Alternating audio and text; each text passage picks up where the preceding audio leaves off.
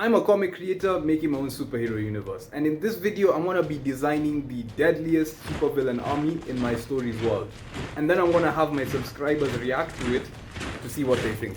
I can't lie. That's really sick. I can't lie. This secret supervillain army are actually called the Poachers, and their mission is to track down, capture, and eliminate a secret hybrid species in this world called insectids.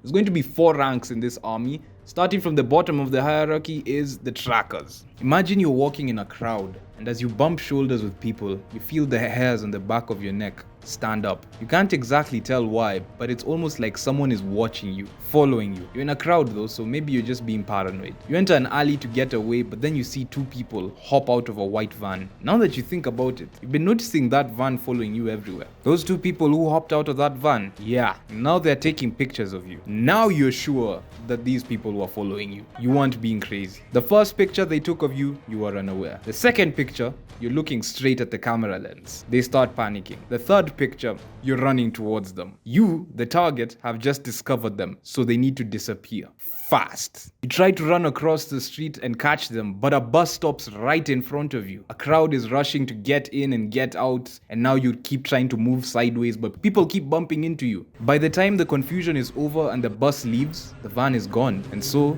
are the 2 people who are stalking you. You, my friend, have just run into trackers. Trackers are the sneaky spies of the poachers, specializing in locating and identifying insectids. Think of them as the ultimate nosy neighbor, but with cooler gadgets. Their main responsibilities are to perform surveillance like a pro stalker, like that one guy from that show, use advanced tracking technology that makes James Bond jealous, report findings, and try not to look too smug when they catch something everyone else missed. And their position in the hierarchy is definitely at the bottom of the totem pole, but that's because they're not allowed or able to engage with the actual insectids. If they do find an insectid, they're supposed to report them to the hunters, who are actually able to deal with this, but we're going to get back to the hunters later. The main skills that a tracker needs is 1. Stealth, the ability to sneak up like a ninja on the target without breaking a sweat. Or like an African teacher who's trying to find out who's making noise in class. As well as really good observation skills to be able to catch the signs of an insectid, since insectids can blend in with humans pretty easily. Their combat training is pretty basic, and they can hold their own in a fight against a regular human, but when it comes to insectids, they'd rather just hide in a bush or run back into the van and speed off. What the hell just happened?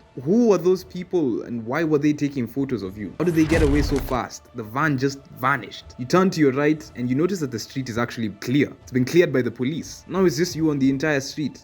The crowds are gone, so are any potential witnesses. They've been told that there's a terrorist in the alley and they need to evacuate. The funny thing is, there's only one person in that alley, and the last time you checked, you weren't a terrorist. All of a sudden, you start seeing these massive aerial vehicles descend from the sky. A lot of them. You also start seeing these futuristic looking soldiers in black helmets with red circles on their face, running and surrounding you. Your heart rate's increasing and you don't know what's going on. You look at your wrists, and the gauntlets that you were hiding in your hoodie, they activate. They start covering your whole body, your full insectid swarm. There are around 30 of these guys and they're all armed, and they start firing at you. And instead of regular bullets, it's more like explosives that are releasing some gas, some red gas that's burning off your swarm. You start fighting back. You grab one by the neck and throw him, but 29 more are firing at you all at once from all angles. The gas becomes unbearable. All you see is red. Your eyes start slowly shutting, and as you collapse to the ground, the last thing you see is a pitch black helmet with a red circle. You, my insectid friend, have just been captured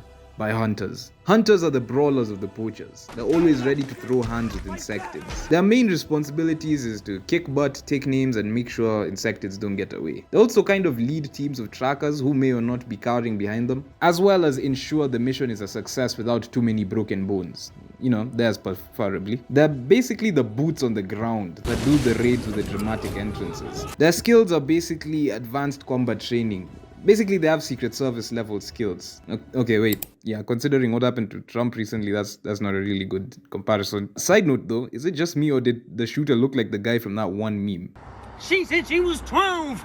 Hunters have to be highly disciplined and need to fall in line with what they're told by their superior. Their main equipment is NXD guns that help them break down the extremely indestructible swarms that insectids have, as well as the armor they have to protect them, so that when they get hit by them, they don't die. Your eyes start to widen slowly. You're confused. What happened? Where is this? You're in some sort of futuristic looking facility. Now there's these bigger looking soldiers They have O's like the ones from before, but these guys are much bigger, much bulkier. Your arms are chained to the wall and you can't move. And your swarm, it can't come on either. You start shouting and asking where you are. They don't even blink. They don't care. They're just standing there watching. The lights go out. This is your chance. You break free and you put on your swarm. You then hit these big soldiers as hard as you can. And they barely move a few feet away. Usually they should have been flying through the wall. You try running away, but another appears out of nowhere. And now they all grab you by your arms and legs and not letting you escape. This should be impossible. You should be able to throw them meters away. They shouldn't be able to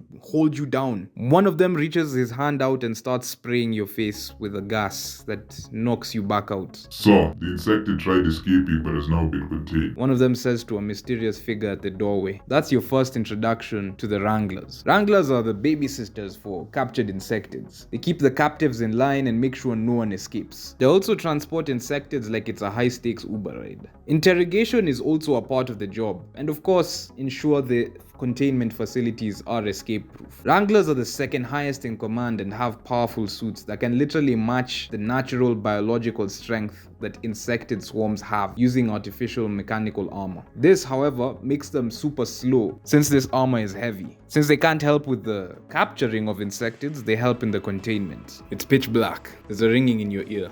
You hear voices, mumbling, but they slowly become more audible. Sir, they're waking up. The Wranglers are talking to somebody tall, someone who also has an O on their face, except there's an X outside of it as well. His armor isn't as big as the Wranglers, but he's still bigger than the hunters who captured you in the alleyway. He turns to the Wranglers and says only one thing. Leave.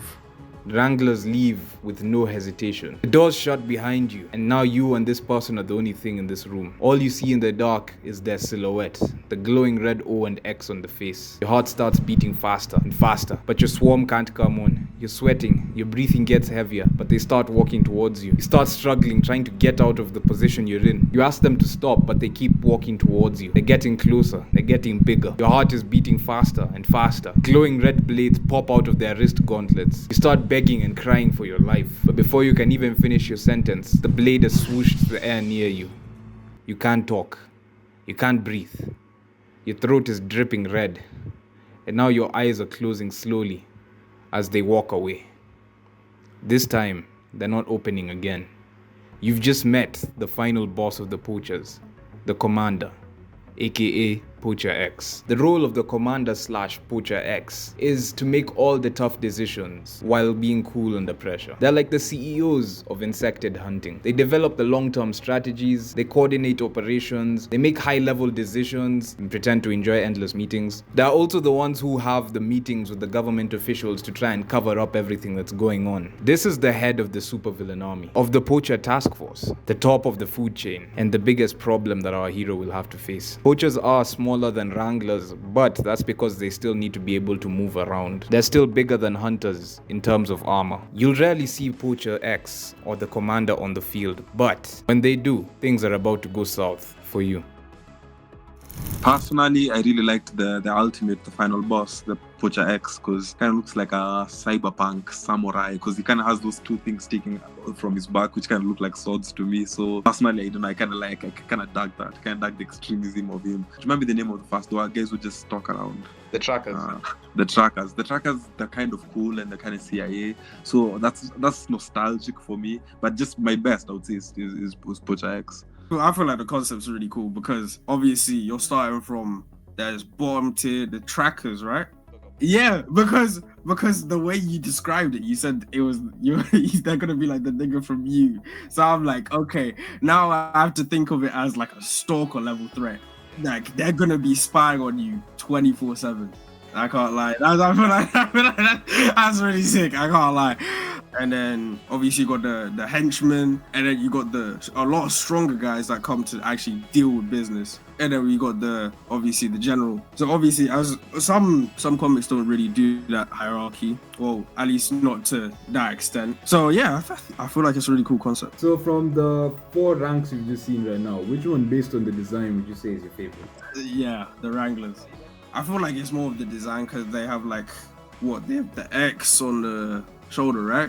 That is an X, right? Yeah, and they're more, built, big-bodied. I really like the Wranglers. They give me like Predator vibes. Just like the mask and the armor, especially on the back. And also how, like, at least to me, the armor, it looks like scales and like very reptilian in places. I also really like the trackers. I like the idea.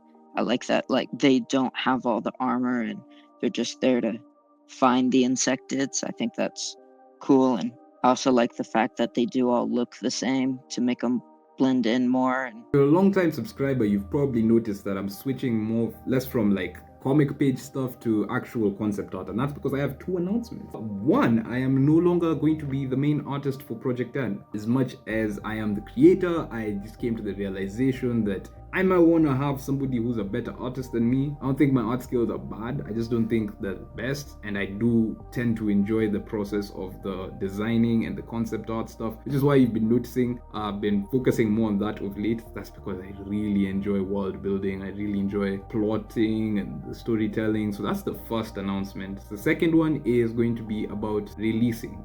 I used to release in issue form, so like a couple in issues are shorter. As you can tell, usually they're like 20 something to 30 pages. I'm gonna stop with that format because I realized I don't want to do issues anymore. I want to be releasing this story in book form, like graphic novel, 100 plus pages every time I release. I've already planned a fixed amount for the story. That's going to be 10 books. It's going to be 10 books. I want to release the first one and we're gonna look for an illustrator to do this. So 100 plus pages, and then we're going to figure out how we can get it to all of you guys, because some of you guys are not in my country and you keep asking for the book. And you know what, this time when we actually release it, it's going to be available in whatever country you're in. So those who just want to take a quick moment, say thank you to the Patreons, the people who pledged over there and who are enjoying the journey and who are also, you know, helping out with this stuff. Some of the people in the video who reacted were actually from Patreon, so if you are interested in being in a future video, maybe you can go check out the Patreon. But at the same time, if you are new here, you've probably never heard of Drelix, this is your first time coming across anything to do with Project 10 or this new universe I'm building, that means you're probably going to enjoy this video. You should probably check this video out. This one. Yeah, just click this one.